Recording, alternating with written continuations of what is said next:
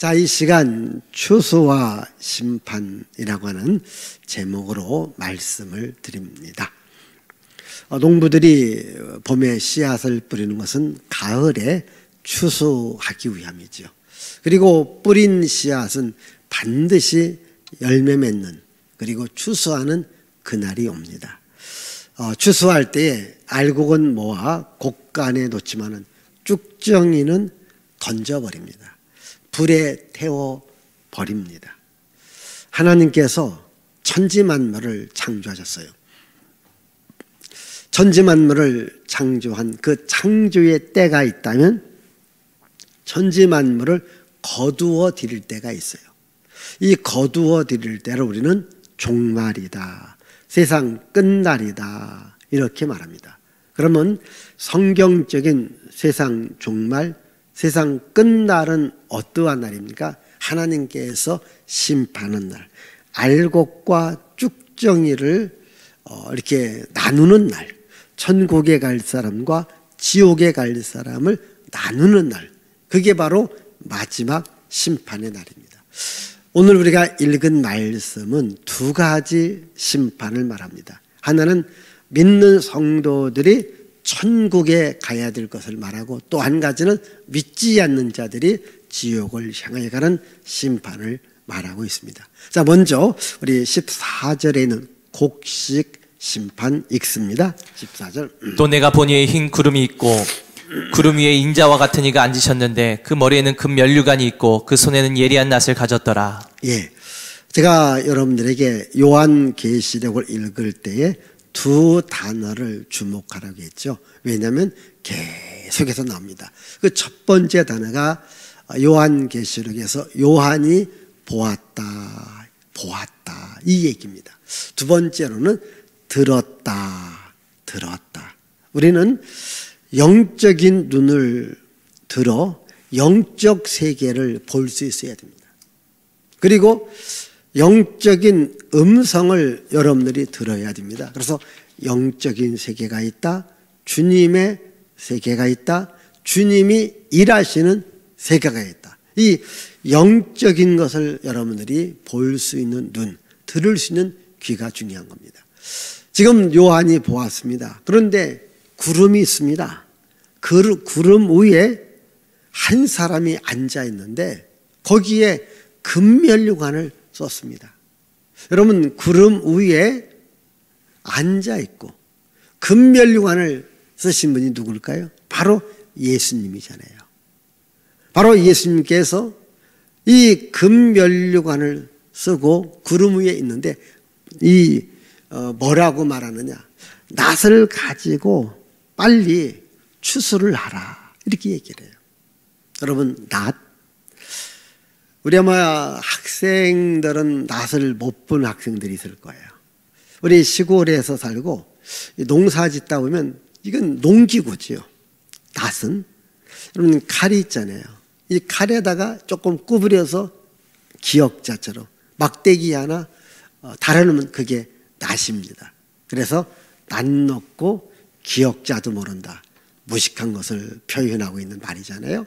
이런 낫입니다. 그래서 이 낫을 가지고 추수하라, 이렇게 말합니다. 우리 이어지는 15절, 16절을 보십시다. 또 다른 천사가 성전으로부터 나와 구름 위에 앉은 이를 향하여 큰 음성으로 외쳐 이르되 당신의 낫을 휘둘러 거두소서, 땅의 곡식이 다 익어 거둘 때가 이르렀음이니이다 하니 구름 위에 앉으신 이가 낫을 땅에 휘두르매 땅의 곡식이 거두어지니라.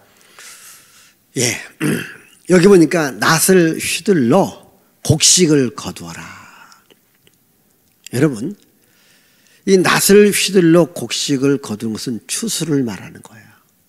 근데 이 추수를 통하여서 뭐냐면 알곡과 쭉정이를 구별해요. 그러니까 알곡은 창고에 모읍니다. 예수께서도 이 추수를 심판하고 연결하고 있습니다. 요한복음 4장에 보면 예수께서 이제 수가성 우물가의 여인에게 복음을 전했죠. 복음을 전한 후에 제자들이 왔을 때에 이 추수에 대한 이야기, 심판에 대한 이야기를 합니다. 우리 한번 요한복음 4장 우리 35절 36절을 보십시다. 너희는 넉 달이 지나야 추수할 때가 이르겠다 하지 아니하느냐. 그러나 나는 너에게 이르노니 너희 눈을 들어 밭을 보라. 희어져 추수하게 되었도다. 거두는 자가 이미 삭도 받고 영생에 이르는 열매를 모으나니 이는 뿌리는 자와 거두는 자가 함께 즐거워하게 하려 함이라. 자, 여기 추수 때를 말합니다. 이게 지금 복음을 전하면서 추수를 이야기를 해요. 이 말은 뭐냐면 복음을 받아들여서 영원의 생명을 얻어야 추수 때에 알곡 같은 신자가 되어 천국에 들어갈 수 있다. 그러나 복음을 거부해요. 복음을 거절해요. 복음을 받아들이지 않냐면 그 안에 생명이 없습니다. 그 안에 천국 갈 수 있는 힘이 없다라는 겁니다. 예수께서도 이 천국에 대한 말씀을 하시면서 이 밭에 대한 비유로 말합니다. 밭에 곡식을 뿌려요. 거기에 가라지도 자랍니다.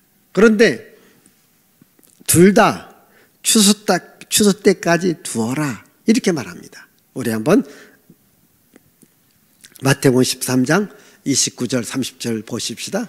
주인이 이르되 가만두라. 가라지를 뽑다가 곡식까지 뽑을까 염려하노라. 둘 다 추수 때까지 함께 자라게 두라. 추수 때에 내가 추수꾼들에게 말하기를 가라지는 먼저 거두어 불사르게 단으로 묶고 곡식은 모아 내 곡간에 넣으라 하리라. 자, 여러분 잘 보십시다.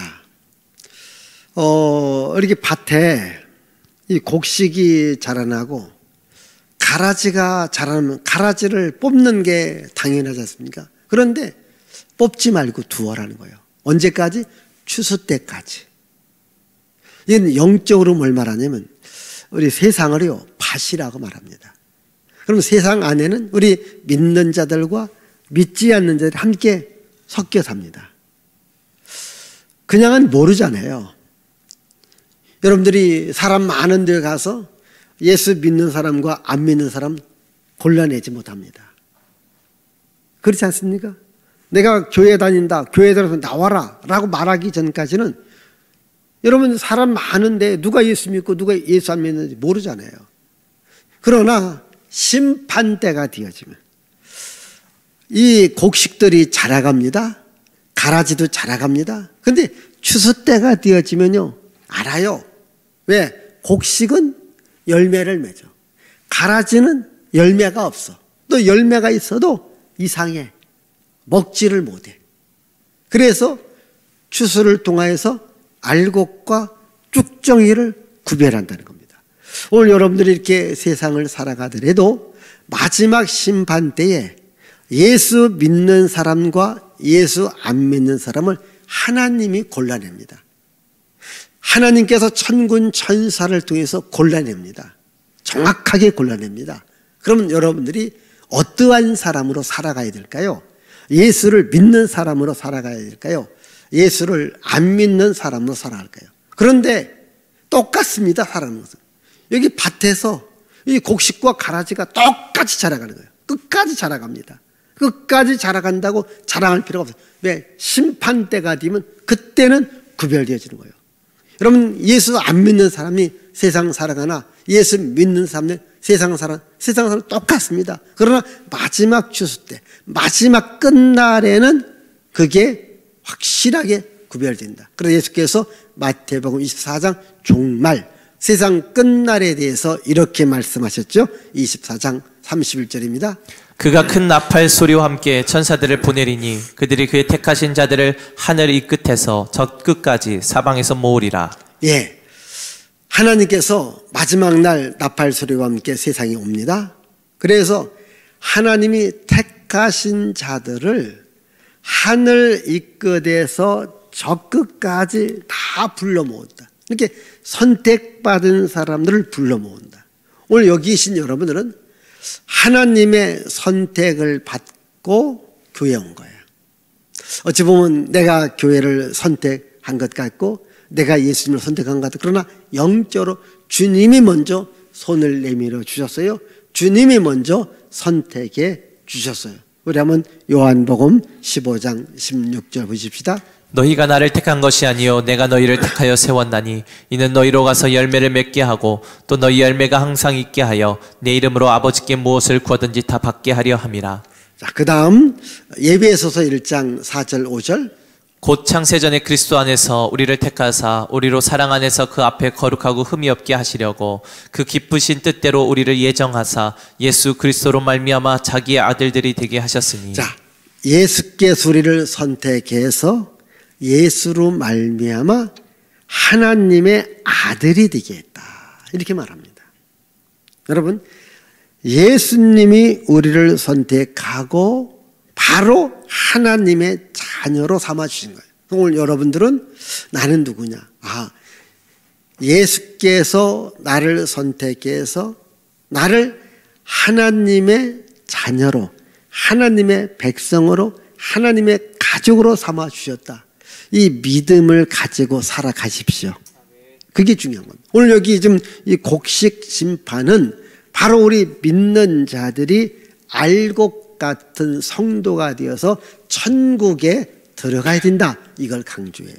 그러면 그 다음 이어지는 또 하나의 이제 곡식에 대한, 이번에는 포도송이에 대한 심판입니다. 그런데 포도송이에 대한 심판은 무슨 심판이냐면 불신자들이 하나님의 진노의 날에 심판받아 저 지옥에 들어갈 것을 말하고 있죠. 우리 17절 18절입니다. 또 다른 천사가 하늘에 있는 성전에서 나오는데 역시 예리한 낫을 가졌더라. 또 불을 다스리는 다른 천사가 제단으로부터 나와 예리한 낫 가진 자를 향하여 큰 음성으로 불러 이르되 내 예리한 낫을 휘둘러 땅에 포도송이를 거두라. 그 포도가 익었느니라 하더라. 예, 여기 보면요 다른 또 천사가 등장해요.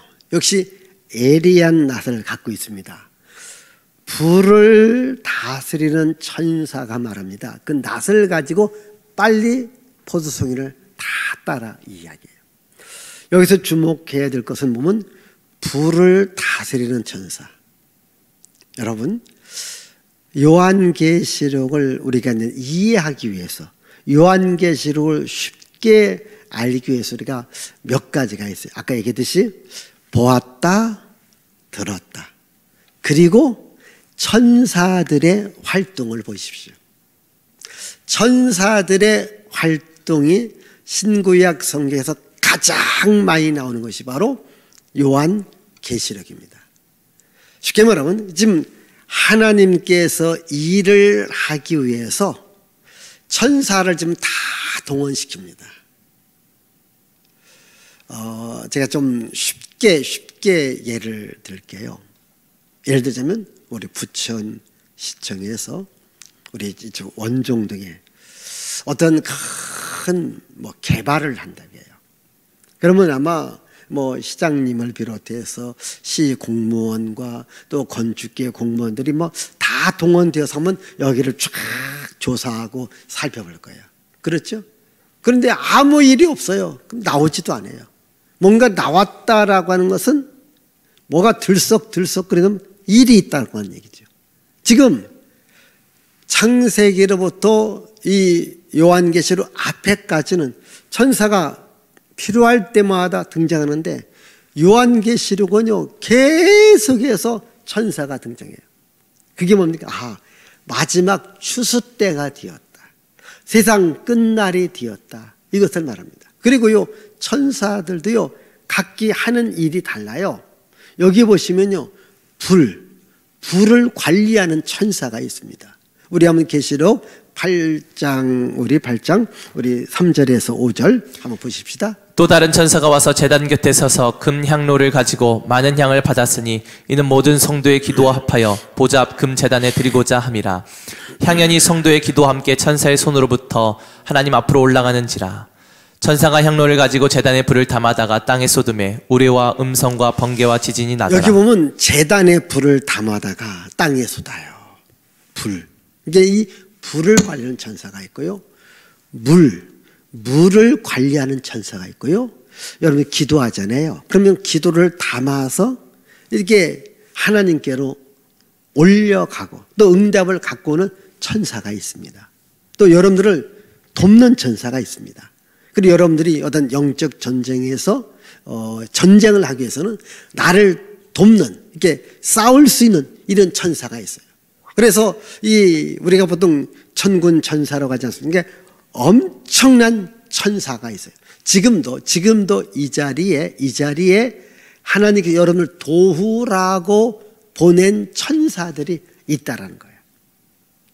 그래서 여러분들이 영적인 세계를 잘 보시면요, 여러분 어떤 위험에서 내가 건짐을 받았어. 그 순간에 사실 하나님께서 도와주신 건데, 하나님이 도와주셨다는 천사를 보내서 나를 도와주신 겁니다. 또 어떤 위기에서를 막아줘요.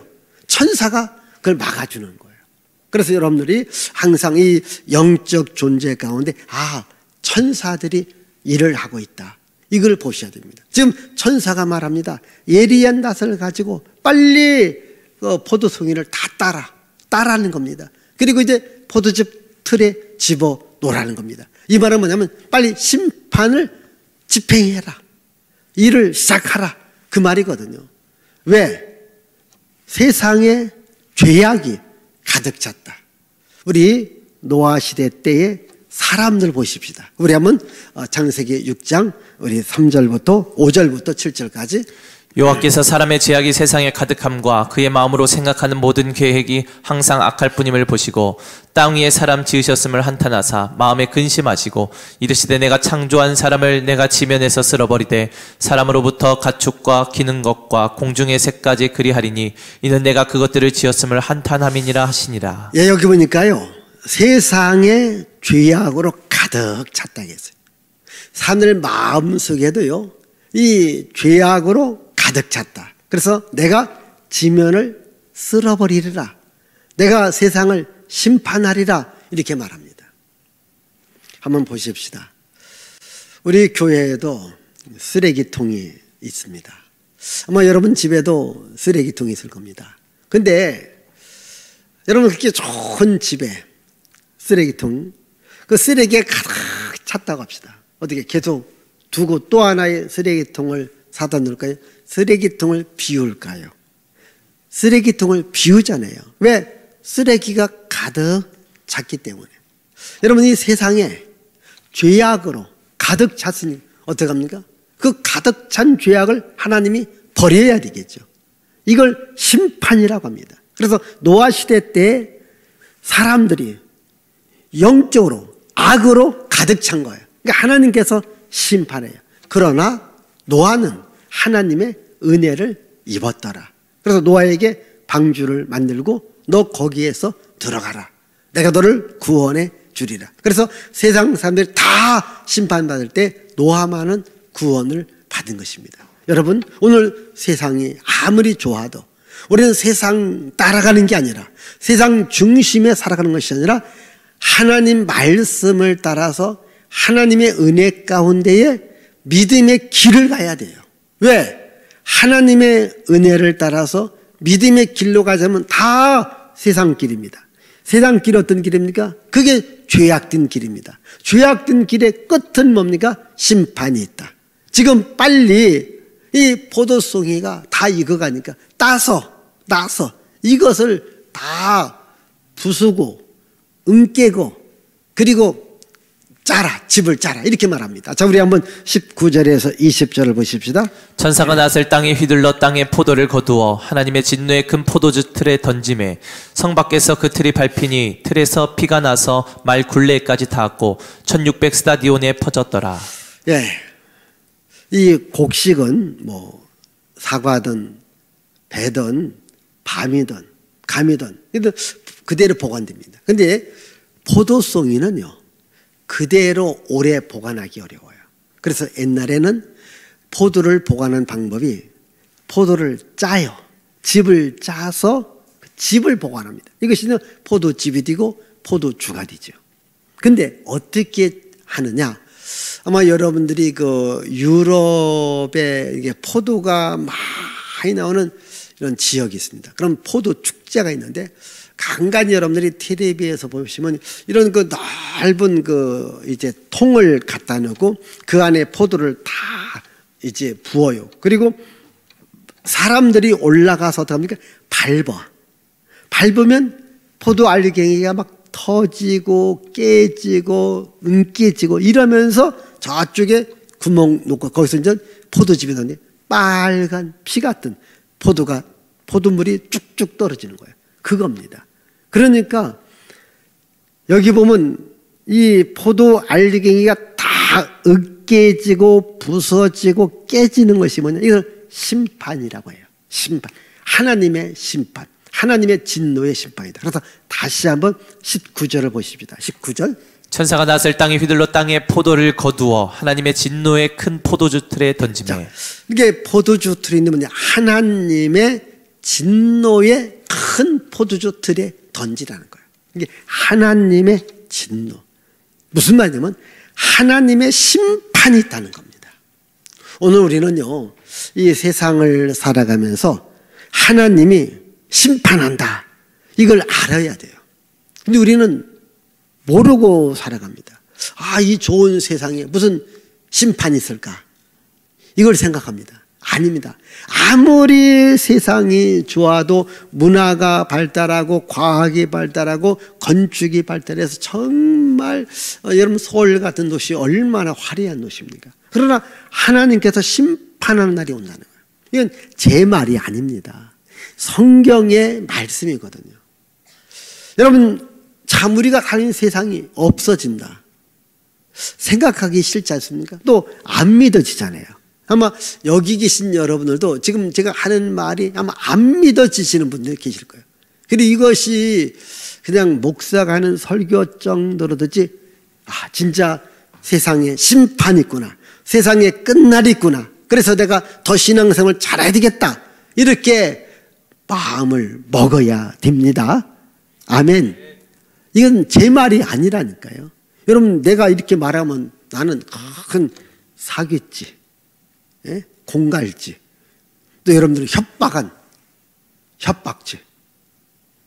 그러지 않겠습니까? 그러나 성경이 말하고 있습니다. 아까 말씀드린 여러분, 우리가 씨앗을 뿌리면 추수 때가 있지 않습니까? 창조 때가 있으면 종말의 때가 있습니다. 이게 하나님의 진노의 그날이 온다는 거예요. 이것은 구약 성경 요엘 선지자가도 이미 얘기했잖아요. 우리 한번 요엘서 3장 13절을 보십시다. 너희는 낫을 쓰라. 곡식이 익었도다. 와서 밟을지어다. 포도주 틀이 가득히 차고 포도주 독이 넘치니 그들의 악이 크미로다. 낫을 써서 곡식을 거두고 포도주 틀을 통하여서 심판하라. 악이 가득 찼다. 이렇게 말하는 겁니다. 그래서 우리는요, 꼭 세상 심판이 있음을 알고 살아가야 돼요. 그러면요, 세상 심판이 있음을 알고 살아갈 때 우리가 정말 해야 될 것이 뭔가? 내 영혼이 잘 되는 거예요. 내 영혼이 예수님의 생명을 얻는 겁니다. 내 영혼이 구원받는 겁니다. 그리고 영혼의 구원의 복음을 전하는 거예요. 보십시다. 오늘 나라는 사람을 하나의 열매로 비유해 보십시다. 여기 지금 열매 가운데 알곡은 모아 곡간에 집어넣지만은 쭉정이는 밖에 버린다고 했습니다. 그러면 나라고 하는 사람이 한 나무의 열매라면 나는 어떠한 열매를 맺어야 될까? 그리고 어떠한 열매로 내가 익어가야 될까? 이제 씨앗을 뿌린다고 해서 거기 곡식이 나오는 데서 다 열매 맺는 건 아니에요. 과일나무에 봄에 꽃이 핍니다. 수많은 열매들이 맺는데 다 그게 주인 손에 들어오지 않습니다. 중간에 떨어지기도 해요. 벌레가 먹기도 해요. 새들이 와서 먹기도 해요. 그리고 태풍이 불어서 떨어지기도 해요. 끝까지 남아있는 열매가 주인 손으로 들어옵니다. 오늘 우리가 세상 살다 보면 세상이 나를 붙잡아 원수 마귀 같은 이 병충해가 내 인생을 붙잡아. 그래서 하나님 보시기에 합당한 열매를 맺지 못하게 만들어놔. 그래서 나를 떨어지게 만들어놔요. 그러나 우리는 정말 하나님 보시기에 아름다운 믿음의 열매, 하나님 보실 때에 알곡 같은 믿음의 열매가 되어서 하나님 나라 창고에 쌓여야 되지 저 지옥으로 내려가서는 안 된다는 거죠. 그래서 우리는 어떻게 살아가야 됩니까? 이 심판을 이야기하기 전에 여기 1절에서 13절까지 우리들에게 세 가지를 말해요. 첫 번째, 바로 영원한 복음을 알고 복음을 믿고 복음을 전하는 자가 되라.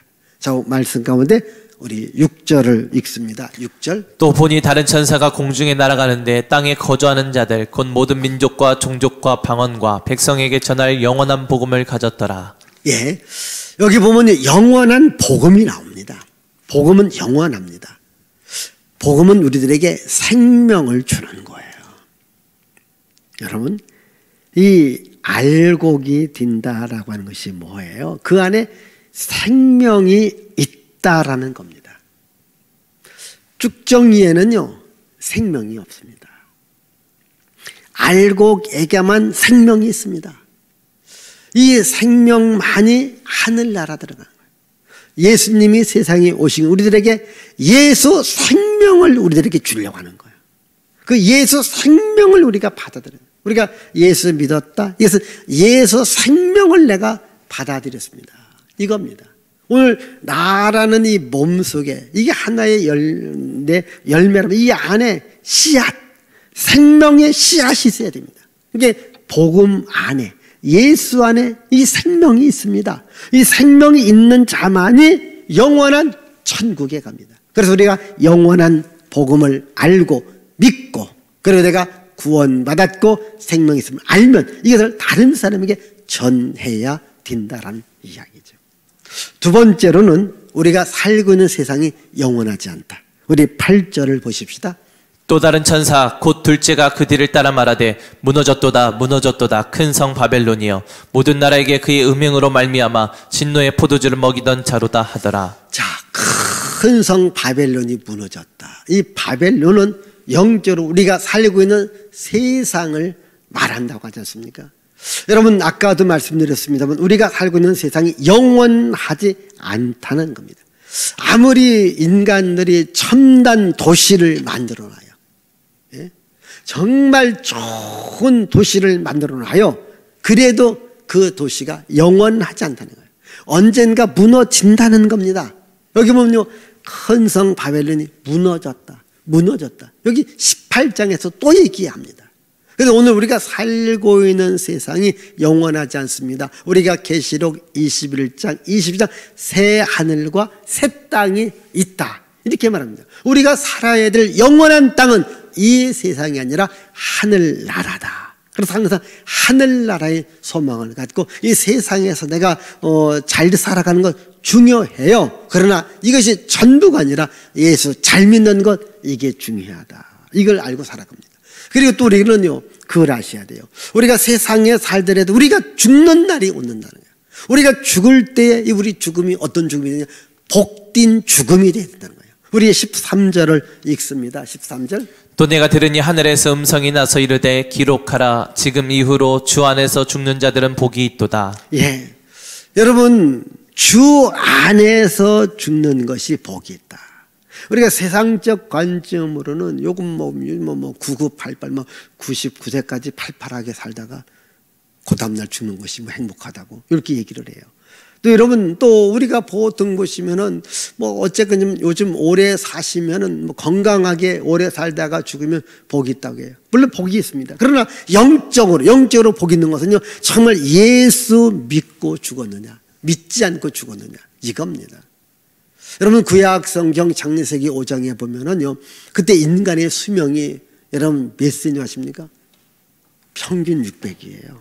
600세, 700세, 800세, 900세까지 살아요. 오늘 여러분들이 혹시 900세까지 살면 좋을까요? 1000년을 산다고 합시다. 그래도 죽는다는 거예요. 그래서 창세기 5장은 아담도 죽었고 셋도 죽었다, 이걸 말합니다. 마태복음 1장은 낳고 예수님이 세상에 태어나셨다. 그 예수님이 우리들에게 생명을 주셨다. 아멘. 자, 여러분, 우리가 살고 있는 세상 아무리 좋아도 결국 죽는 건데, 그러나 죽어도 어떤 죽음이냐? 주 안에서. 이건 예수 믿다가 죽는 것. 이게 복입니다. 아멘. 예수 잘 믿다가 죽는 것. 혹시 부모님들 계시면 예수 믿게끔요. 왜? 주 안에서 죽는 죽음이 복 있는 죽음이라는 거예요. 그리고 마지막으로는요, 이 죽음 뒤에 심판이 있다는 거예요.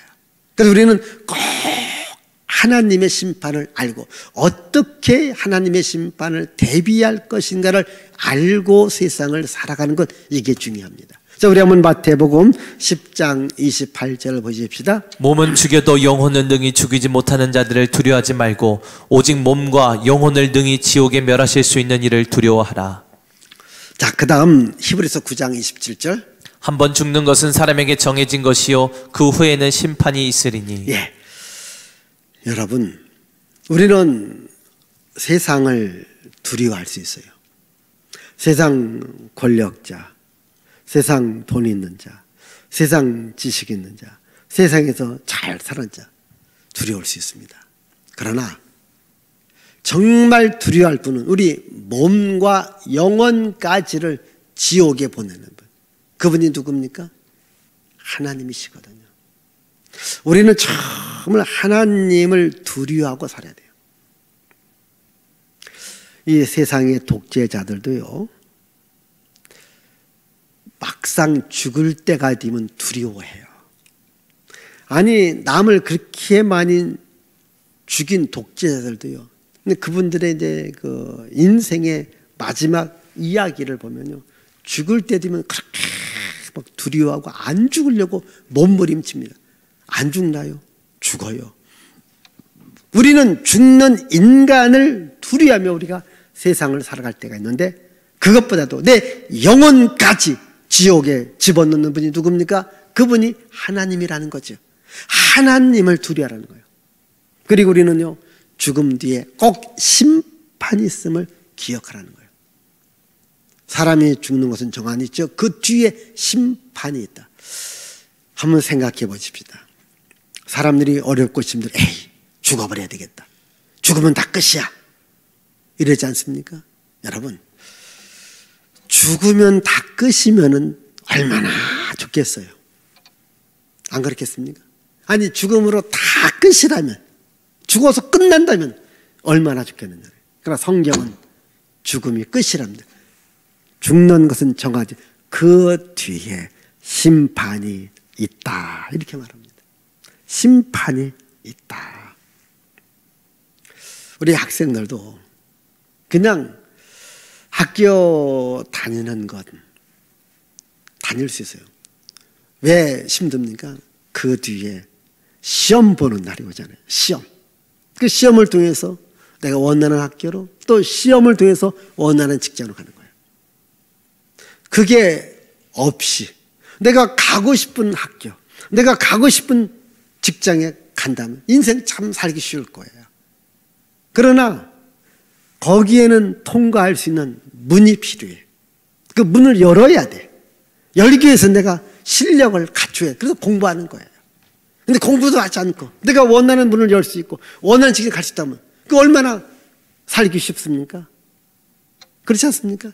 그러나 그게 다 있는 겁니다. 여러분, 세상도 마찬가지. 우리가 힘들었다, 뭐 한다, 그냥 죽으면 끝이지. 정말 죽으면 끝이면 얼마나 좋겠네. 아니라면 그 뒤에 심판이 있다라는 거예요. 그래서 우리는요, 하나님의 심판이 있음을 알고, 그래서 예수 잘 믿는 거예요.